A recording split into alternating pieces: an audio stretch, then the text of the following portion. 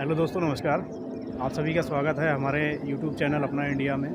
आप देख रहे हैं ये सरसों का खेत है और हम यहाँ पर आए हुए थे, तो हमने सोचा चलो आपको जो है सरसों के बारे में फिर बताते हैं। तो दोस्तों, ये पूरा खेत है, आप देख रहे होंगे। ये जो है सरसों लगी हुई है और अब इसमें बीज लग गए हैं।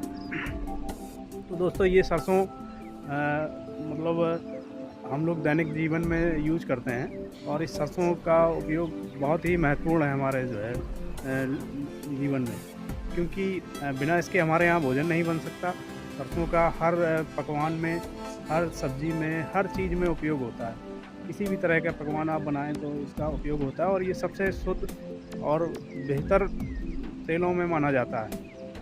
तो आप ये देखिए कि ये जो सरसों लगी हुई है, इस सरसों को लगाने में जिस व्यक्ति का हाथ है उसको कहते हैं अपने यहाँ किसान।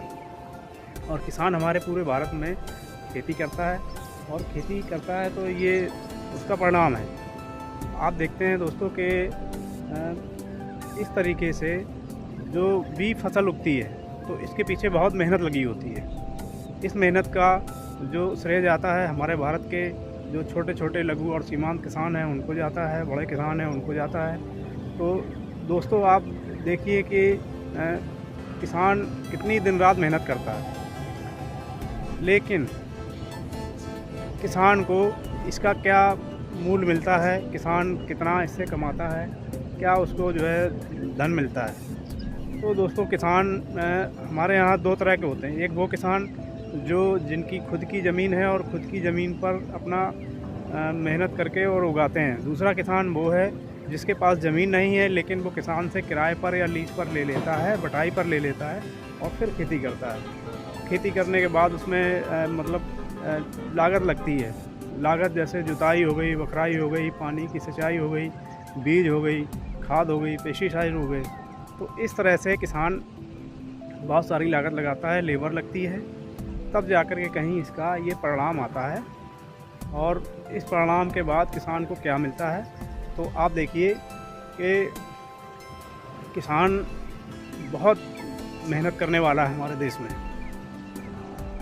लेकिन इसका परिणाम किसान को कितना मिलता है और जो बड़ी बड़ी कंपनियां हैं, बड़े बड़े जो है मार्केट्स वाले हैं, उनको क्या मिलता है।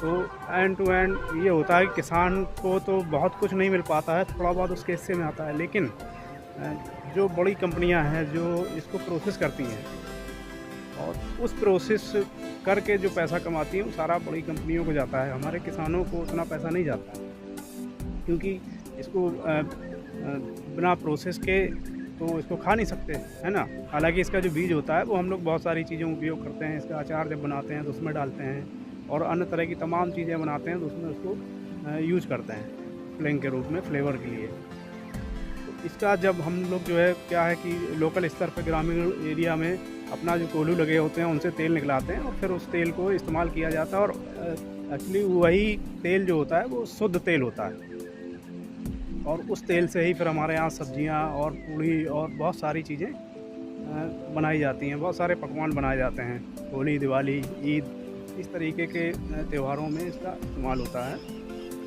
तो दोस्तों, हमारा बताने का मतलब ये था कि किसान को क्या मिलता है। किसान ने इस खेत में लागत लगाई और अपना मजदूरी लगाई, सब कुछ लगाया, उसके बाद में किसान वंचित हो जाता है बहुत सी चीज़ों से। कैसे कि मान लिया कि 10,000 रुपये, 8,000 रुपये लीज पर खेत लिया और जिनका खुद का है तो वो उन्होंने लागत लगाई, और जिसने लीज पर खेत लिया उसको तो बाद में कुछ भी नहीं मिलता है। 4-6 हज़ार रुपये मुश्किल से बच पाते हैं 3-4 महीने की मेहनत के बाद एक फसल में। और दूसरी फसल तो बड़ा मुश्किल से मिलती है बरसात की, क्योंकि बरसात में सिंचाई के साधन तो की ज़रूरत नहीं होती है, लेकिन वो भगवान भरोसे फसल होती है। तो इसका जब तक प्रोसेसिंग नहीं होगी तब तक किसान पैसा नहीं कमा सकता। किसान को चाहिए कि इसका तेल निकालने वाली जो मशीनें आती हैं, छोटी छोटी मशीनें भी आती हैं, उन मशीनों को लगाए और उन मशीनों को लगा करके उसमें जो तेल निकले उस तेल की प्रोसेसिंग करे, पैकेजिंग करे, ब्रांडिंग करे और अपने किसी नाम से उसको लोगों को देना शुरू करे, दुकानों में देना शुरू करे और बड़े बड़े जो मॉल हैं वहाँ पहुँचाना शुरू करे। तब जा कर के किसान को मूल्य मिलेगा, क्योंकि वो एक निर्धारित मूल्य होगा। अभी क्या है कि यार जो फसल निकली लेकर गए मंडी और ले जा कर के बेच दिया, तो वहाँ जो रेट तय होता है वो मिल गया।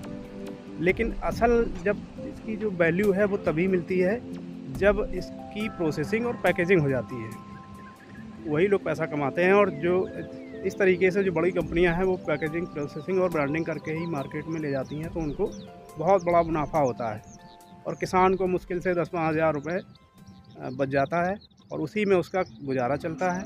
तो दोस्तों, ये छोटी सी कहानी थी इस सरसों की। तो दोस्तों, अगर आप लोगों को हमारा वीडियो अच्छा लगे, कोशिश करिए कि लाइक और सब्सक्राइब करें और लोगों को शेयर करें, ताकि हम छोटी छोटी जानकारी आपको देते रहें। और हमारा मकसद है कि हमारे देश के किसान की उन्नति हो और उसका